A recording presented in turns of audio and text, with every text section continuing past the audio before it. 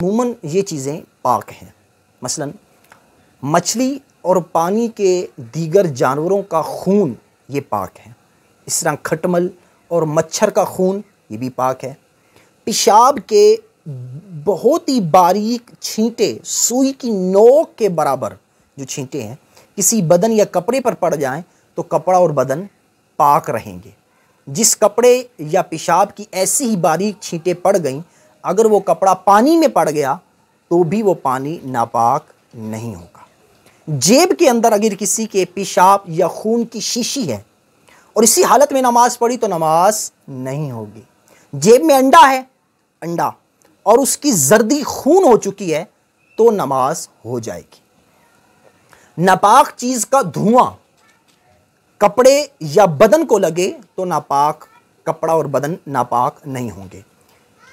ऐसे ही नापाक चीज के जलाने से, जैसे उपले वगैरह जलाए जाते हैं, तो जो इसके धुआं बुखारात उठें उनसे भी नजस नहीं होगा कपड़ा वगैरह, अगरचे उनसे पूरा कपड़ा ही भीग क्यों ना जाए, गीला क्यों ना हो जाए। हाँ, अगर नजासत का असर यानी रंग, बू या जायका उसमें जाहिर हो तो अब ये नापाक है। उपले का धुआं रोटी में लगा तो रोटी भी नापाक नहीं होगी। ठीक है। पखाने पर कुछ मक्खियां बैठी और उड़कर वो अब कपड़ों पर बैठ गईं तो इससे भी कपड़ा नापाक नहीं होगा। रास्ते का कीचड़ ये पाक है। कब तक? जब तक इसका नापाक होना मालूम ना हो जाए। अगर पांव जो हैं या कपड़े पर लगी, ये कीचड़ वगैरह पांव पर लग गया या कपड़े पर लग गया और बगैर धोए नमाज पढ़ ली तो नमाज हो जाएगी। वही कीचड़ जिसका नापाक होना मालूम नहीं है, अगर ये कपड़े वगैरह या जिस्म पर लगी तो नमाज हो जाएगी, लेकिन धो लेना फिर भी बेहतर है।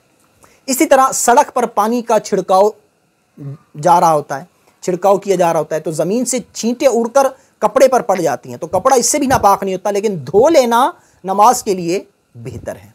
आदमी की जिस्म की खाल अगरचे नाखून के बराबर ही क्यों ना हो, अगर थोड़े पानी में पड़ गई तो वो पानी नापाक हो गया, अगर नाखून गिर गया तो नापाक नहीं।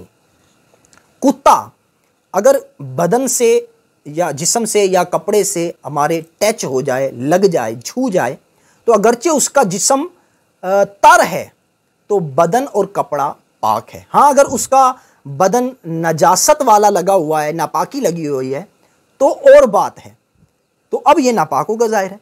तो इसका जो लुआब है, इसकी थूक, ये भी नापाक करती है जिस्म और कपड़े को।